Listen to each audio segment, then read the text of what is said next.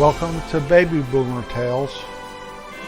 You can find us on Facebook, Apple Podcasts, Google Podcasts, Stitcher, Amazon Music Podcasts, YouTube, and our website, babyboomertales.com. Are you ready for Christmas? If you are listening to this on the release date, that's every Wednesday we release a new episode of Baby Boomer Tales. So if you're listening to this on the Wednesday it's released, then you'll know that Christmas is just a couple of days away. Hope you're all ready. Ready or not, here it comes. It's a nice time of year. I love Christmas season, or the holidays, whatever you want to call it. Between Thanksgiving and New Year's Day, it's just almost special and magical. Time for families to gather, time to think of those that you love and cherish, time to wear yourself out trying to pick out gifts for everybody in your life. It can be a very stressful time of year, I understand that. And for a lot of people, it's the worst time of year because for some reason it brings up memories of those we've lost and loved. And it's hard to get past that sometimes. But I just want to encourage you that you can turn that around and hold all that dear in your heart and let it be a motivating factor for you to reach out and love others and show them kindness. If you ever heard our podcast from February 17th, 2021, it's episode 108, and the title was A Dark Tale. And it speaks about a very hard time in my life and how it brought me back to my hometown. I had been away from home for a couple years, 2 or 3 I guess, and I came upon some hard things that I didn't think I would ever come out of and see the other side.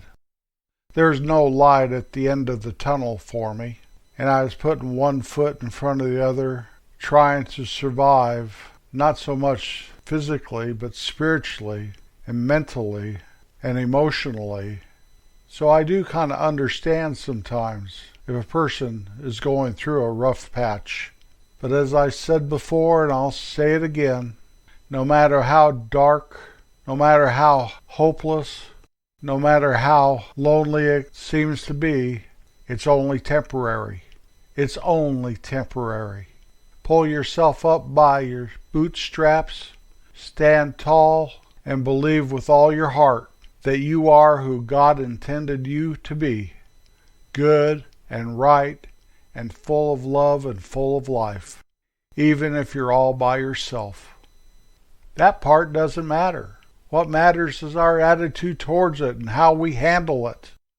Well, it took me time to get it together coming out of that dark time in my life. After a while, my mom and dad and youngest brother Don and my sister Jan moved to either western Colorado or to the San Diego, California area. I'm not sure which one they moved to first. My dad would move and then come home after a couple years, and move again and come home after a couple years after he was retired and all that. Well, my brother John did not want to go. He wanted to stay in my hometown and graduate from high school with all the people he knew, plus he had a very serious girlfriend. He did not want to leave, and I became John's legal guardian. Basically, he was raising me, but I did have to sign off if he missed school and a few things like that.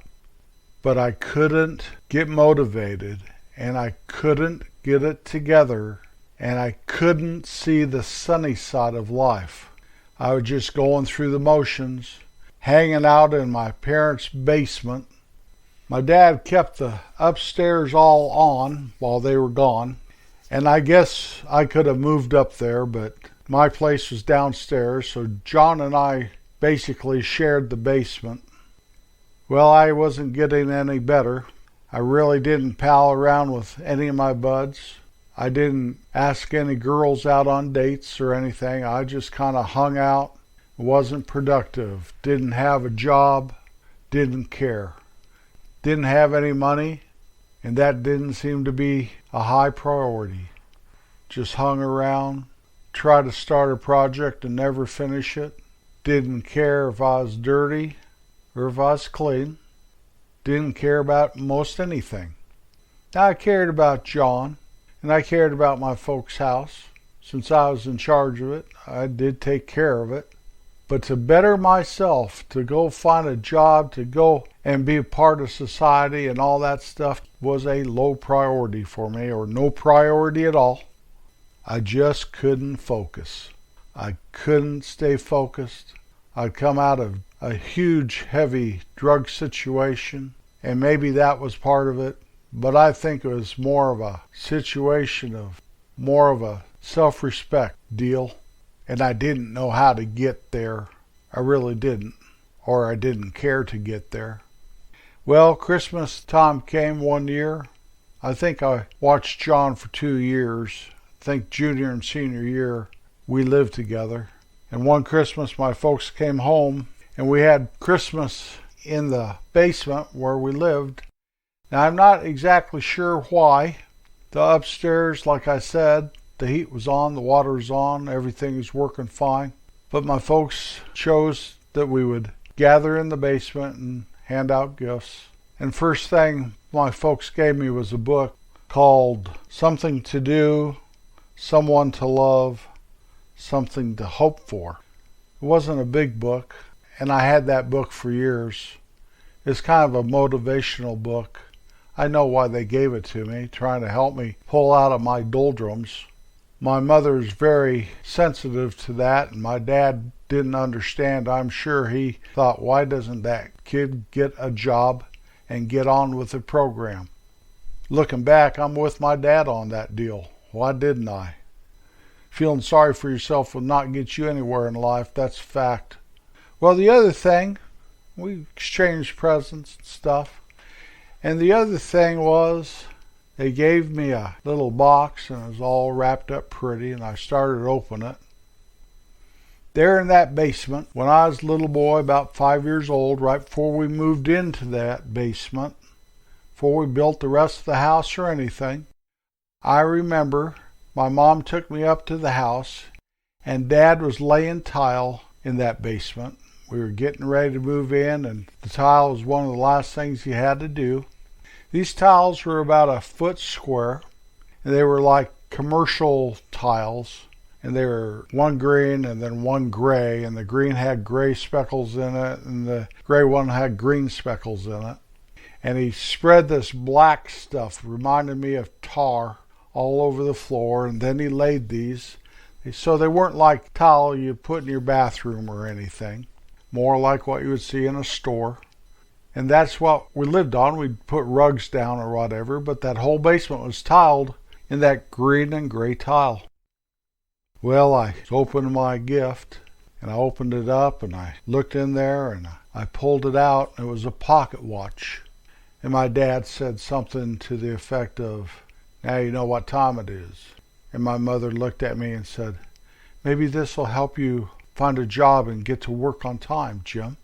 And as I was looking at it, not knowing what to think and not really thinking it was a good gift or a bad gift, just kind of looking at it, I dropped it. It fell on that concrete floor that was covered in that commercial tile, and it broke. I hadn't owned it 20 seconds, and I busted it. My dad didn't say a word. I think my mother looked thunderstruck. I picked it up and I looked at it, shook it. It was all bent up, the glass was cracked, and it would not wind up. It would not tick. It was broken. And I thought to myself, well, this is the way it's going, man. I kept that watch for years. As I was preparing for this podcast, I was pretty sure I still had the watch somewhere, but I had only moved 50 times since then. And I looked in my one drawer that I keep almost everything in my office, and I could not find it. I don't know. It's probably gone now. But I know I kept it for 20 years anyway. It got to be a symbol of what I didn't want to be. I didn't want to be someone that was so uninspired that my parents had to give me a watch to try to help me understand that time is fleeting and time is precious. And I go and drop and bust it right then and there.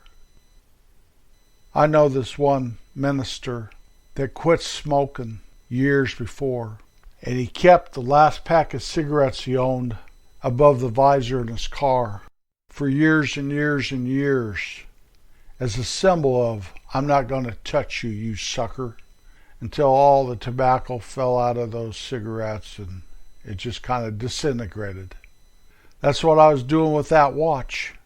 Now, it wouldn't have disintegrated like a bunch of cigarettes, but every time I'd look at it and hold it, I would proclaim to myself, my parents gave this to me for Christmas, and I am motivated, and I can do all things.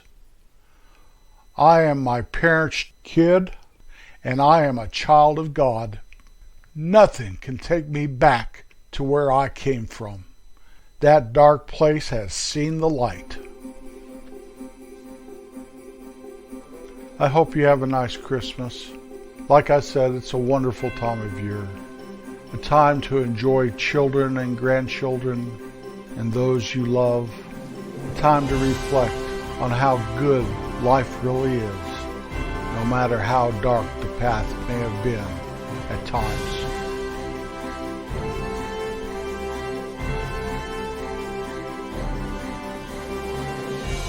Kindness really is a gift from God. Share it everywhere you go. I want you all to have a Merry Christmas. So go tell it on the mountain, over the hills, and everywhere. Go tell it on the mountain. Our Jesus Christ is born. Peace on earth, goodwill toward men. So Mary and Joseph had to go to Bethlehem to pay their taxes like Caesar had ordered. Mary was very pregnant, and that was okay with Joseph because he trusted God. And it was okay with Mary because she knew God. And when they got to Bethlehem, the town was so crowded with people from out of town there to pay their taxes that there was no room at the inn. The innkeeper took pity on the couple because she was great with child, and he let them stay over in a stable where he kept the animals.